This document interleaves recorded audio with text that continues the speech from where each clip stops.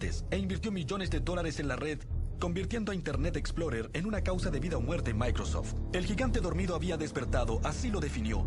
Ahora Netscape se vería involucrada en grandes problemas. Así que tal vez, solo tal vez, había sido un error insultar al gigante y hacerle perder los estribos. Tal vez Andreessen debió ser un poco menos polémico. Si quiere hablarlo con otra gente, me da igual. Bien. Pero no me pronunciaré. La declaración de Andreessen de que Windows sería irrelevante tal vez no fue una buena idea. El 96, la Internet estaba por explotar. Microsoft y Netscape tenían miles de millones en juego y se trenzaron en una lucha de poder sobre quién dominaría el nuevo mundo de la red. Ahora entraban en la fase final, la más dramática, y para Netscape, la más devastadora. A pesar de que Netscape iba adelante, el equipo Internet Explorer de Microsoft tenía ventajas reales. Enormes recursos financieros, reservas de talento y un líder Bill Gates que estaba dispuesto a todo, incluso a quebrantar la ley, para aniquilar a Netscape, la nueva compañía que ahora reinaba en la red, que fascinaba al público y que amenazaba con socavar el reino del miedo de Microsoft. Recuerdo haber ido a la universidad donde hablé con unos amigos. Les dije que trabajaba en un competidor del navegador de Netscape y todos se reían de mí diciendo: ¿de qué estás hablando? ¿Cómo se te ocurre? El plan de Microsoft era sencillo: analizar todos los movimientos de Netscape e imitarlos, lanzar versión tras versión de Internet Explorer y acortar lentamente la ventaja de Netscape en el mercado de los navegadores en un 1% cada vez. Mi día típico era, me levantaba, le daba desayuno a los niños y a la guardería. Llegaba al trabajo como a las 9:30 y me quedaba hasta las 3:30 de la madrugada. Llegaba a casa, dormía 4 horas, me levantaba, desayunaba, llevaba a los niños y trabajaba de 9:30 a 9:30. No nos pagaban extra comparado con otros empleados de Microsoft. Solo teníamos que nuestro producto perdiera. No solo los ingenieros trabajaban como si su vida dependiera de ello. Gates también tenía otra arma formidable a su disposición: su oscuro ejército de vendedores. Reservados, implacables y a veces solapados. Su misión era clara: sacar el navegador de Netscape del negocio fuera como fuera. Cortarle el suministro de aire, como dijo alguien de Microsoft, y obligar a los consumidores de Microsoft a usar el Internet Explorer. La gente que vendía el software a los fabricantes de computadoras era como si perteneciera a un culto oscuro. Sabíamos que hacían dinero en formas que tal vez nadie quiera conocer. Eran como ninjas. Nadie les preguntaba lo que hacían, solo iban y hacían grandes tratos por $500 millones. Eran grandes contratos de multimedia. Hacían lo que fuera necesario. Yo no quería saberlo y la gente a mi alrededor tampoco. El silencioso ejército de vendedores asesinos de Gates usaba toda clase de tácticas para impedir que los fabricantes de computadoras instalaran cualquier cosa que no fuera Internet Explorer. Le dijeron a Compaq que si distribuía nuestro navegador, Microsoft le cancelaría la licencia de Windows. Bueno, Compaq no podía mantenerse en el negocio sin esa licencia y no podía distribuir el navegador. Digan lo que digan sobre el juego sucio de Microsoft, este estaba funcionando. Ambas compañías iban cabeza a cabeza con una versión tras otra de sus navegadores, pero la parte del mercado de Internet Explorer crecía en forma continua y Netscape sentía que Microsoft la estaba alcanzando. No teníamos ninguna posibilidad de error. Si no cumplíamos con un plazo, nos pisaban los talones, de modo que era muy difícil. Éramos como un ciervo frente a unos reflectores. ¿Qué hacemos? ¿Qué hacemos? Nos aplastarán, nos aplastarán. La sensación de muerte inminente de Netscape se vio agravada por otra cosa. Si la compañía quería realizar su potencial, tenía que obtener ganancias, de modo que cada centavo era valioso. Pero Microsoft tenía miles de millones de dólares en el banco, lo que le permitió hacer algo extraordinario. En vez de cobrar por su navegador como Netscape debía hacerlo, Microsoft entregó gratis el Internet Explorer, integrado en forma perfecta en el sistema operativo de Windows. Con Explorer 4 se terminó. Ya no era más ganaremos. Con Explorer 4 teníamos más del 80% de los usuarios. En septiembre del 97, la guerra había terminado.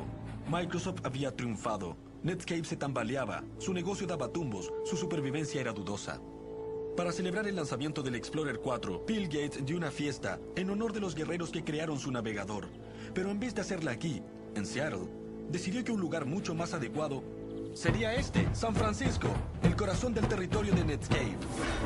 Durante la celebración, Thomas Reardon y sus colegas ebrios se fijaron en un símbolo de 3 metros de Internet Explorer que estaba en el vestíbulo y tuvieron una idea diabólica, aunque beota. Subimos esa enorme que pesaba, no sé, cientos de kilos a un camión y realmente ni siquiera la pudimos amarrar al camión. Después de asegurar la gigantesca al camión, la gente de Microsoft le pagó a un conductor para que los llevara hasta Silicon Valley.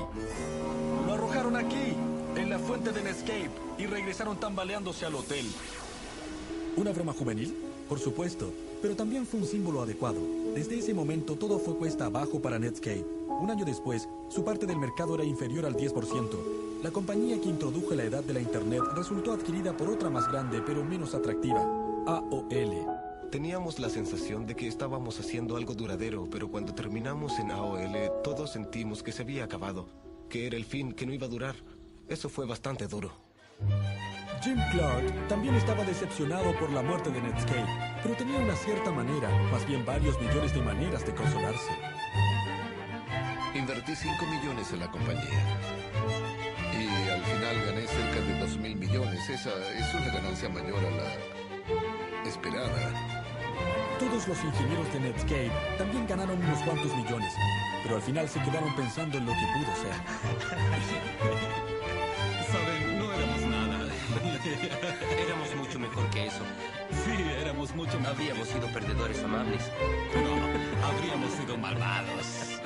Ahora simplemente lo sé, pero nunca tuvimos en verdad la oportunidad de serlo. Jim Clark y su banda de codificadores terminaron derrotados, aunque para ellos la guerra había terminado. Pero para Microsoft y Gates era todo lo contrario. Enfrentarían a un enemigo mucho más grande y más implacable que Netscape. Un enemigo muy diferente a todos los que Gates había enfrentado. No residía en Silicon Valley y no distinguía el software de nada, pero amenazaría con dividir a Microsoft.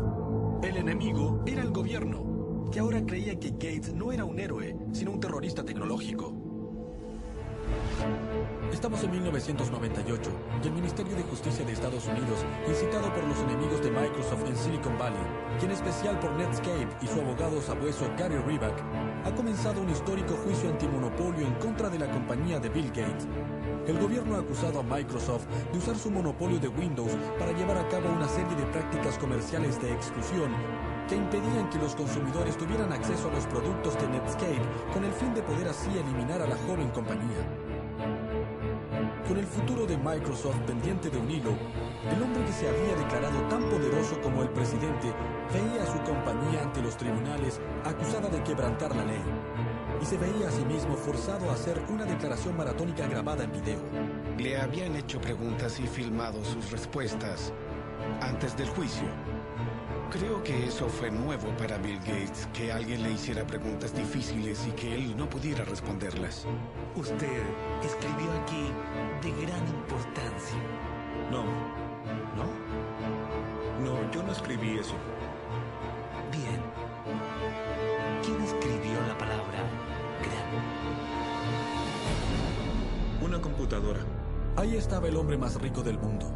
Como el público nunca lo había visto antes, petulante, pasivo-agresivo, ofuscador y engañoso, como un tinterillo, un pedante, un amnésico, un bebé. Nunca he visto un timbre así y nunca he usado un timbre así.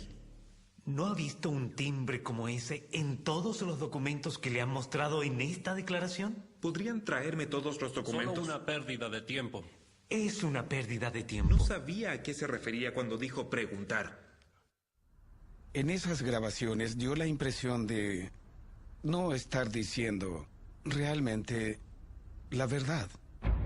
En los tribunales, el gobierno mostró a Gates en una pantalla negando todo conocimiento de la infame reunión de junio de 1995 con Netscape y diciendo, no tenía idea de lo que Netscape estaba haciendo. Pero luego se presentó ante la corte un correo electrónico enviado por Gates a unos altos ejecutivos de Microsoft en el que delineaba su estrategia para tratar con Netscape. Gates declaró que pensaba, que creía que existía la posibilidad de hacer un buen trato con Netscape y que tal vez Microsoft debía comprar una parte de ellos o algo así, y agregó que realmente le gustaría que eso ocurriera. ¿Teníamos gente que ejerció mucha presión e impuso tratos que no deberían haber hecho? Yo diría que sí, creo que lo hicimos. Eso lo hizo muy difícil para los competidores porque nos aprovechamos de nuestra posición y, claramente, por desgracia, todo eso se convirtió en una nube oscura sobre Microsoft. Una demanda por ser anticompetitivo significa que tratábamos de perjudicar a los consumidores, pero mi trabajo diario siempre fue hacer un mejor producto para que la gente que yo conocía, mi madre, mi hermano y todos mis amigos pudieran usar mi producto porque era mejor. En junio del año 2000, el juez federal encargado del caso Microsoft dio su veredicto final. Culpable, culpable, culpable. Y recomendó que la compañía se dividiera, lo que hizo que el valor de las acciones bajara en $30 millones de la noche a la mañana. El veredicto hizo que el equipo de Internet Explorer abandonara las alturas en que volaba y se precipitara a tierra. Fue aún más duro en Bill Gates. El juicio golpeó duramente al jefe de Microsoft, lo agotó, lo aplastó, se enfermó físicamente. En una ocasión, un miembro del directorio de Microsoft me dijo que Gates se había puesto a llorar en una reunión. Sin embargo, una corte de apelación federal decidió que el veredicto era demasiado duro y rescindió la orden de dividir la compañía en dos, aunque estaba de acuerdo en que Microsoft había quebrantado sistemáticamente la ley. Para muchos, parecía que Microsoft se había salido otra vez con la suya. Pero ahora parado aquí, en Stanford, frente al edificio Gates de Ciencia Computacional, muy cerca del edificio que donó Jim Clark, la historia no parece tan simple. Cuando el juicio terminó, Gates cedió el puesto de presidente ejecutivo de Microsoft a su número 2, Steve Ballmer, y pronto comenzó a concentrar más y más tiempo y esfuerzo en sus intereses filantrópicos, en la Fundación Gates. Es evidente que tal como J.D. Rockefeller, el varón del caucho de antaño, Gates puede terminar cambiando el mundo con su caridad, tal como lo hizo con Microsoft. Lo que también está claro es que Microsoft ya no es la fuerza que era antes. La actitud de vaquero y las bravatas que definieron a la compañía en los primeros años no existe. Aunque ganó la guerra de los navegadores, la revolución suscitada por Netscape generó nuevas compañías, como Google, que han hecho que Microsoft se vea vieja y sin ideas. Tal como Gates y Microsoft hicieron con IBM hace 2 décadas. La lección del mundo de la alta tecnología se impuso otra vez. Incluso los imperios más poderosos pueden desaparecer.